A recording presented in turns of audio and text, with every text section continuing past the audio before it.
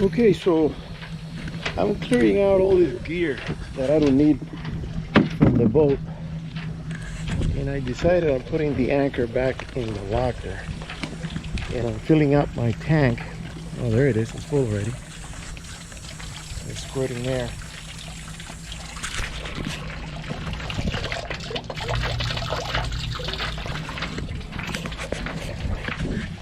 Okay, good.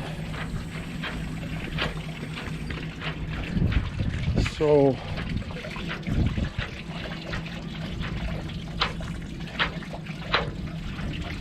it's still draining out. So the idea is to save gas, being the gas is at 5.65 last time I checked. That was about a month ago. Who knows what it is now. Catalina was 6.65. So to save gas, you gotta go on a lightweight boat. You can't be taking, you know, everything. So I decided I'm gonna remove some tools that I'm not using.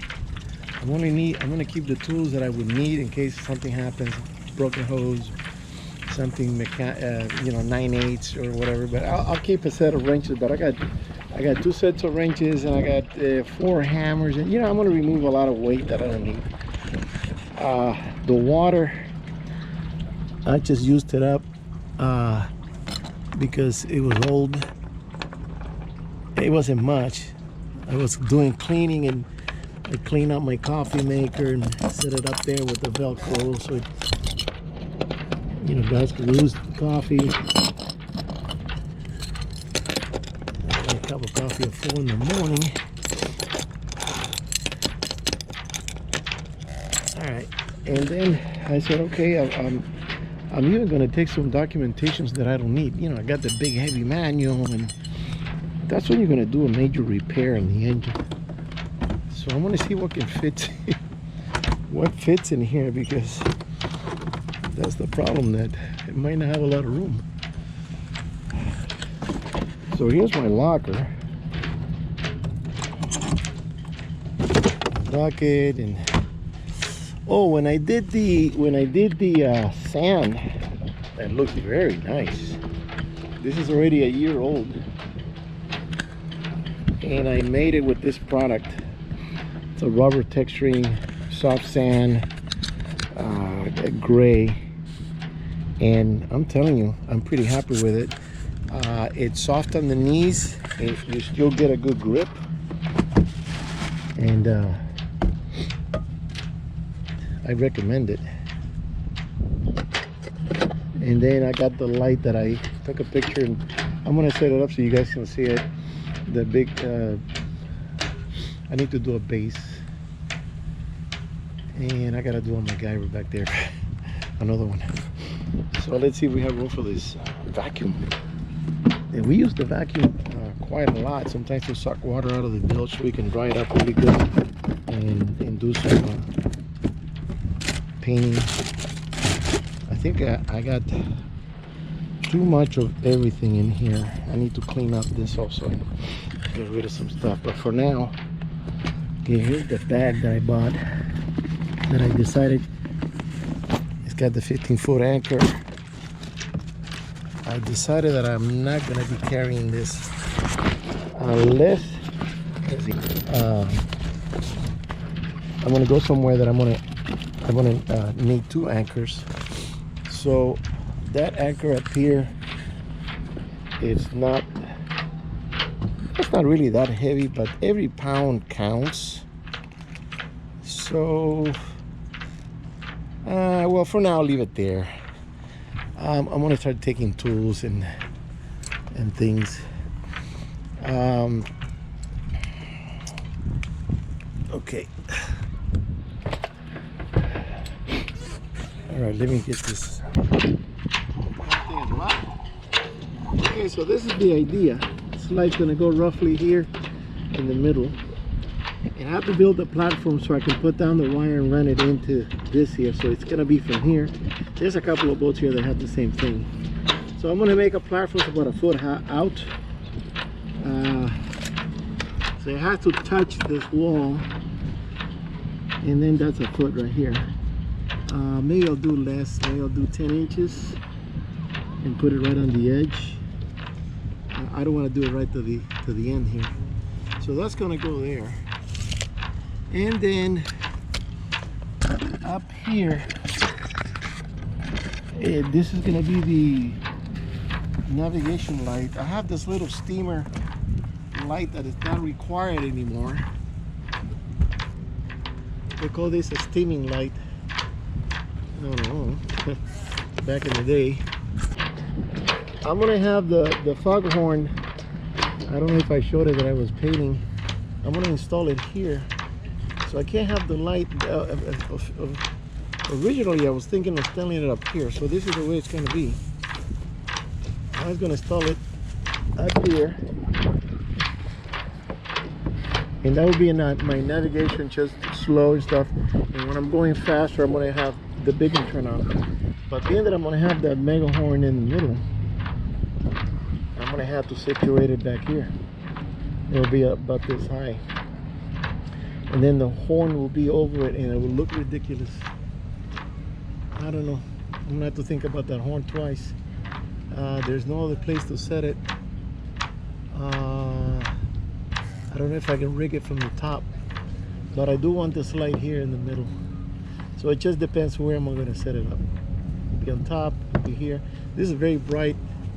It gives you a lot of visibility.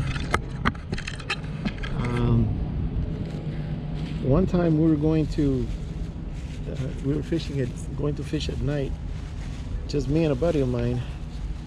And we connected the radars that I had to connect and disconnect all the time. So when we put it back in there, because they were on a bracket, so people don't take it, steal it, we have to disconnect everything and set it, put it away inside the cab. So when we set up the radar, we didn't tighten something, and it wasn't sending the signal. And we're driving, we're going, I don't know, 15 knots.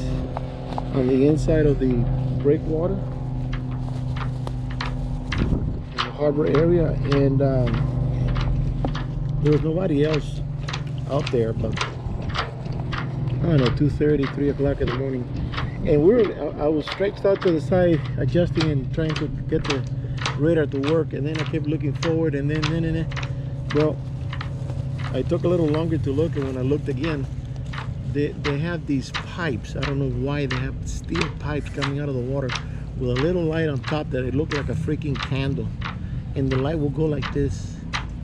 Very, you know, this is 10 times brighter. That thing was so dead. And when I looked, I went whoa, and I was going right to it, right smack in the middle. I steered to the right, and the pipe hit the starboard of the boat and scraped the whole chrome all the way to the end. If I wouldn't have looked a second, if I would have looked a second later, I would have hit the pipe right smack in the middle. Hit that, destroy the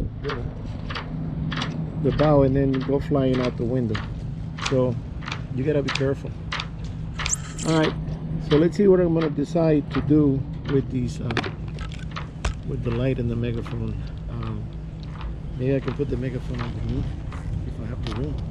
I gotta bring it over. I painted it and I left it to dry. So this here could be here further back. I don't know, it looks good in the front. What do you guys think? Front or rear? Right there. So if I do a rear, all I need now is a fly from that. And I'm gonna be 8.5, even 8 inches. I don't know. I gotta chew on it. All right, guys. Later. Okay, so now I'm going through the. Let me lower the TV. In fact, I could probably learn to like it without that kind of money. And what do you want? Who are you, mister? My name's Hardy. Jim Hardy from Wells Fargo. So I'm taking some of this documentation that I don't need because they're heavy. This is the heaviest drawer. This sucker is got some weight of books and stuff. So the registration and stuff, yeah, has to be on board. But this big, heavy manual came with the boat. I don't really need to carry this, only unless I'm going to do some engine rebuilding. It has all the information on the compression, the right calibration for the spark plugs and transmission, the V drives. So this is gonna go home. Oh. Okay, put this back here. All right, then I have another one that it's the nautical rules. Well, this is only that tag up here in the front, but this is the Santrix, which is that unit over there for charging and all that. I don't need to have this on board either, until I need some repairs that I need to use that information. What's this? Okay, this is the battery charging system that I installed. It's 110. It keeps the engine batteries topped off. It's a simple installation. We already did that. That's gonna stay on board. Then the what was this book about? I think this is about fishing. I made this, and it gives you suggestions. So, for instance, tips on repairing on performance and performance engine hardware problems, etc. And then it says, okay, now here's some things that you could do to help yourself save money. Hey, say, have your friends kick in for expenses, gas, bait, food. Well, what do you think? Nobody's going for free. They gotta pay for gas. I'm putting the boat already, and I'm the skipper. Distribute the weight evenly. Don't pile on the gear in the back. Yeah, I tell people, because some people come with a lot of rods, and I say, dude, what are you fishing for? Check the tide charts, running tide. Yeah, so this is just a suggestion list of things, just common sense stuff. And then it tells you, for instance, here it says fishing the 9 Mile bank. I got to look it up in the chart. It says stretches approximately 10 miles. I'll show you what it says here. 10 miles, roughly 14 miles on 220-degree landing, Mission Bay, And what it tells you is that the tuna runs in that area on the heading of 220 from San Diego Bay. I am not going to San Diego to head out from there. So this is just some information, basically, is what it is, on the different fish. Farnsworth back, Orshborn, 14 Mile back, and it tells you what kind of fish hangs around there. So this one I'm going to keep because people can read it and get some information. So now I got the Furuno, and by the way, I ordered the new Furuno. I've been hunting and looking, and this is the cheapest I could get, and it's still kind of high for me, but I made the decision to pull the trigger. I want to get the Furuno 1815 color scanner radar. Comes with a different antenna, so I have to remove the existing unit, the antenna, all the wiring, cable, everything else. And this is the manual for that radar when I sell it. I got a guy that he's interested, but he doesn't really, he hasn't pulled the trigger yet. I brought the price down because I need to sell it so I can compensate a little bit on my expenses. Okay, this one is for the fish finder. I'm gonna keep this one because this one I'm keeping. And then I have here some extra. Let me see. Sit on this side. Certificate of insurance. And I got Okay guys, so I'm getting ready to go to the boat again, and I weighed the stuff that I brought back, and also the including the chain, and I weighed everything. Well, I'm guessing on the chain weighs about a good 8 pounds. So 20 about 20 to 25 pounds I took out of the boat. That's quite a lot, because on paper alone it was 18, files and papers and stuff. So no, wait, 16. It was 16 pounds. So I'm loading up. I'm taking everything back to that I fixed, including these the light setup. I think it's gonna work great. And I can't go right now because I'm waiting for the post office to deliver. There's a delivery due today, and I know I have to do it about the boat, so I'm gonna wait on that. And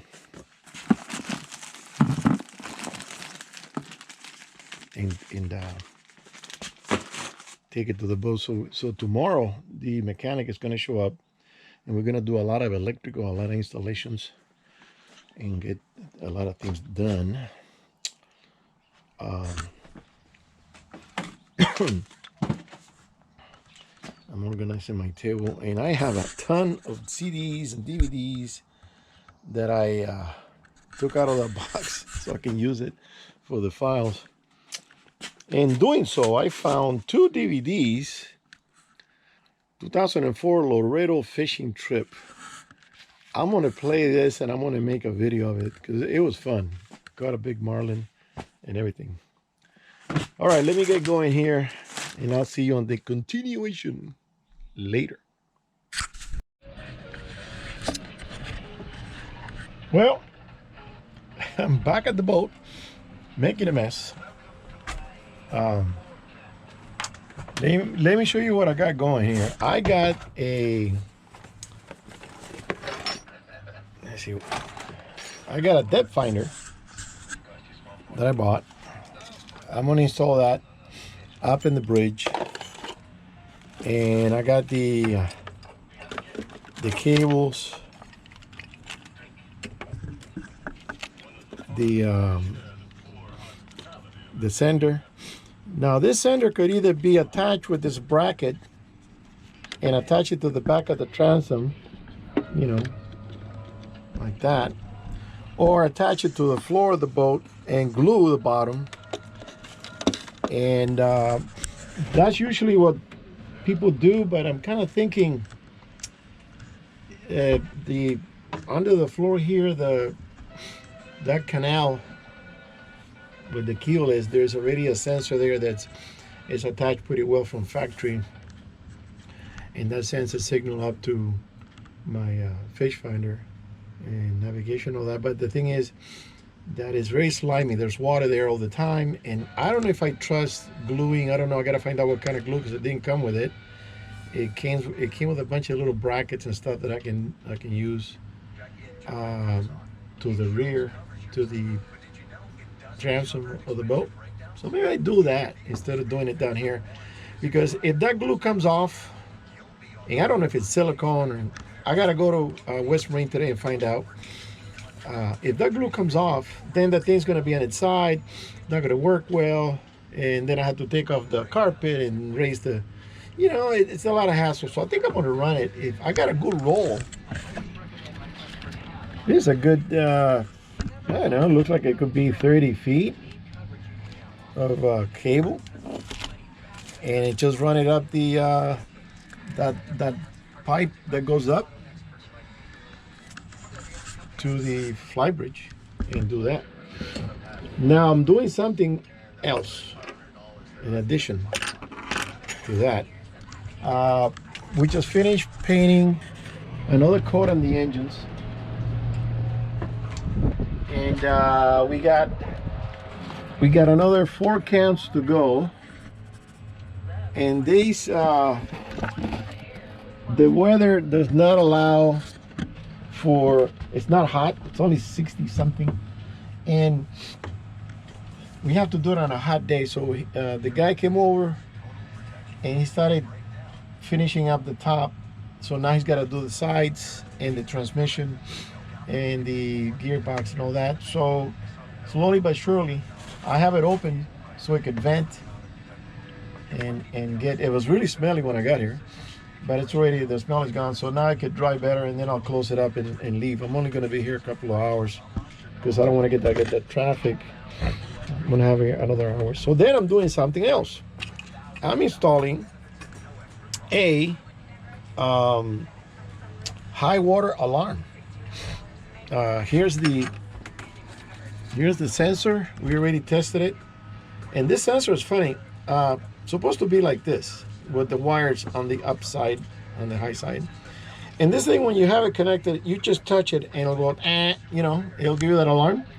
And we also said, well, how's it gonna know it's got water over it? There's no hole, there's nothing, little, you know, venting or anything, nothing. So we put her in a cup of water and immediately started making sound. So somehow it detects this water. So that's gonna go in the bilge. And I decided to install the switch down here because I was gonna do it up in the fly bridge. But when I'm driving, I usually have somebody with me. So if there's water in the engine compartment, somebody's gonna come and say, hey, Red, this thing is beeping, making a lot of racket here. So then I can stop and look into the engine, you know, turn on the pumps, if the pumps are not going automatically, all that stuff. So I was gonna have it up there, so if I'm driving and I hear it, I know what's going on. But then the thing is that the alarm, let's say we go to Catalina or we go to San Diego, whatever, we anchor and we do an overnight, we're sleeping on the boat, water comes in, and the alarm is up in the flybridge, and I already tested it. My friend was up there, we made it sound. It's got a switch so you can turn it on. And then I got into the cuddy and I could hear it, but I was listening for it and I wasn't asleep. So you can hear it, it's not as loud. And I said, no, I want to really hear it. I want this thing to wake me up. So I decided to do it down here. So I'm drilling and cutting. I brought all kinds of tools, and I'm so I decided to cut here. I already looked behind it. It's clear, nothing's going to happen as far as damaging any wires or anything. So I got to connect these two wires to the switch. So I'm just going to show you more or less what's it going to look like. Come on, get in there. Okay.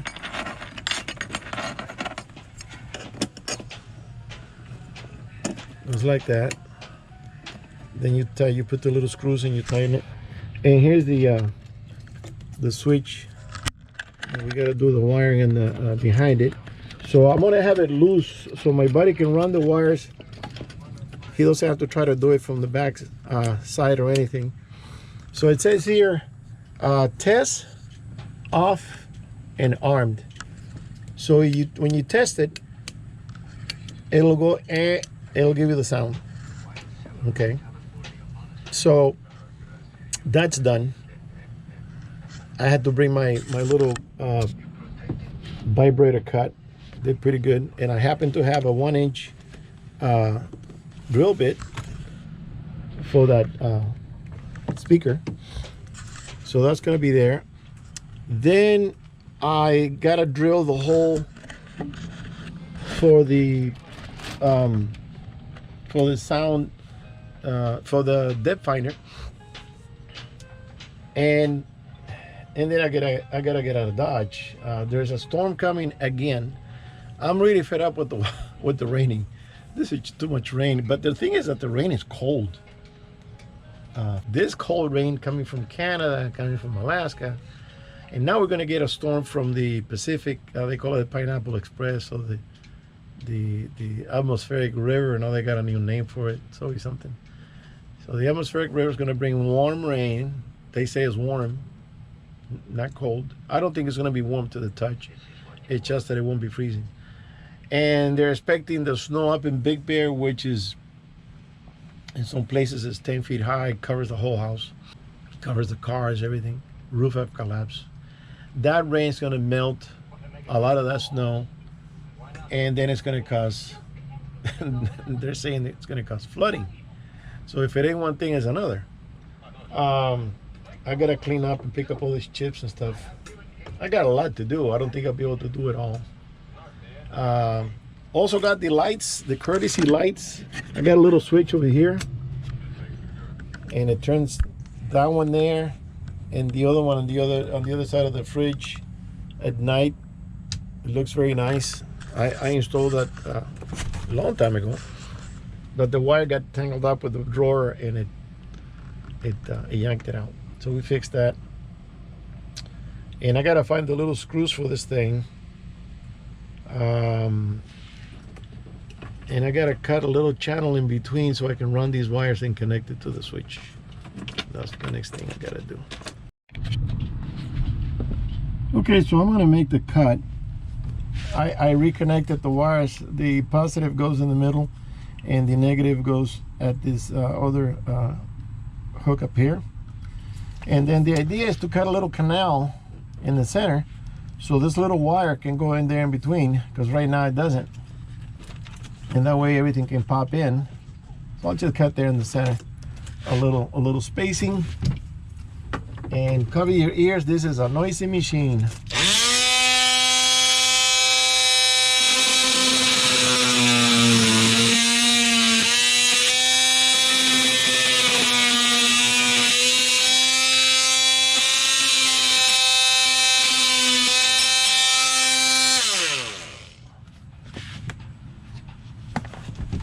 I saw this advertised on TV a long time ago, one of those tool shows, and I said, this is a weird thing. What will you use it for? And believe me, this thing is a terrific invention. Terrific invention.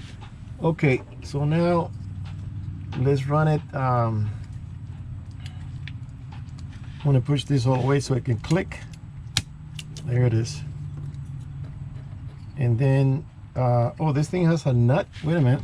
Where did I put it? Got a lot of stuff on my table. Oh, here it is. Okay, put you up here. So now I gotta disconnect this again and run the little nut.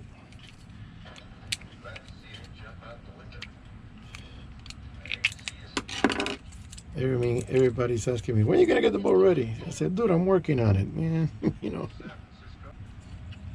it's just stuff that I've been wanting to do, and I actually found out that this high water alarm is supposed to be on boats over 26. It didn't come with it, and I said, you know what? It's a good thing to have. So I'm gonna get it. It's not that expensive, and it works. All right, let's get down there and get this thing in position.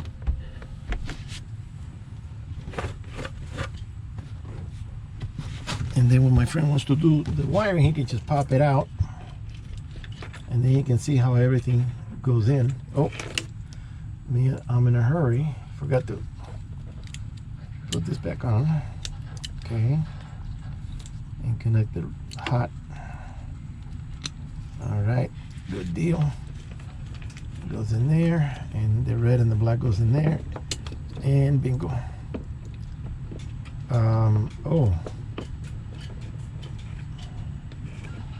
Oh, wait a minute. The nut would not want to go into the, oh, because it's bigger. It's bigger. So I have to make the hole bigger. There we go, another problem. All right, let me get my specialty tools. This one. I'll make the hole a little bit bigger so that thing can go in there and take care of business. Let's see if this is gonna work. Okay, now with this drill, I need the other drill. Where'd it go?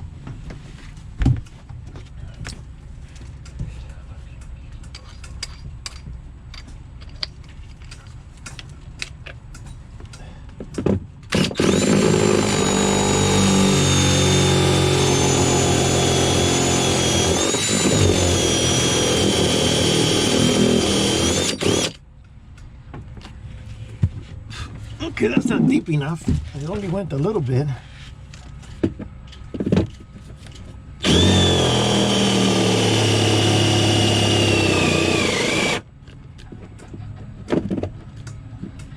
Alright, this thing just died. Luckily I brought the electric drill and I can keep going. Let me see now. Doesn't have to be... These are the things that slow down a project. Yeah, I need a little bit more. A little bit more. Alright, let me get to that and then I'll see you how it looks. I'll show you how it looks later. Well, got the new barbecue in place, and when I place the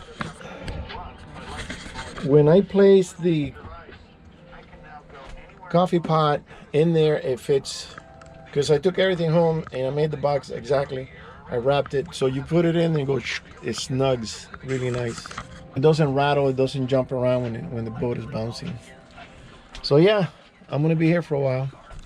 Oh, I also brought a new motor. We're gonna replace the trim tab motor that I was kind of acting funky, and it was a solenoid, and I couldn't find a single solenoid, and then it was leaking, and I looked it up and I said, you know, it's 200 bucks. Let's put a new one. So we know we got something that's running. I already filled it up with fluid, and it's sitting here waiting for the guy to come over and install it. So he's gonna be doing that. Gonna try to finish the paint before rain comes, because it's gonna rain again and again and again. Let me put this in here. Okay, and then the envelope, I'm gonna keep it as a, yeah, I'm gonna take that, I'm gonna leave this here. Oh, big difference, big difference. So I also have to, on some of these rods, like this one, I have to replace, this is very old. I'm going to replace the line on that, and replace the line on, this is good, this is good, good, good. I got this reel, the owner, let me see if I remember the name. It's upside down. It's Gary. Wait a minute. It's I forget the name. The inventor passed away, and I don't know what happened, but they don't make him anymore. I heard that the inventor passed away. I don't think he patented it. The kids, the sons, they wanted to continue the business, and they kind of stuck because they don't have a patent and nobody exactly knows. I don't remember exactly. I'm not going to tell the whole story, but I heard that it's not. It's called a Newell, N-E-W-E-L-L, Newell. And a friend of mine, he's a pilot, but he's a fishing. I mean, this guy knows about this stuff, and he told me the story. And I said, really? I just got one a couple of years ago. And he goes, yeah, they stopped making them, and he has one or two. He told me about it. He said, you better get something if you find it, because they're not making them anymore. So I did find one and I bought it, and I haven't used it, brand new. So that one needs line, and this one has new line, and this one has new line. And I'm gonna cut, when I pull them out, I'm gonna cut maybe 20 feet off.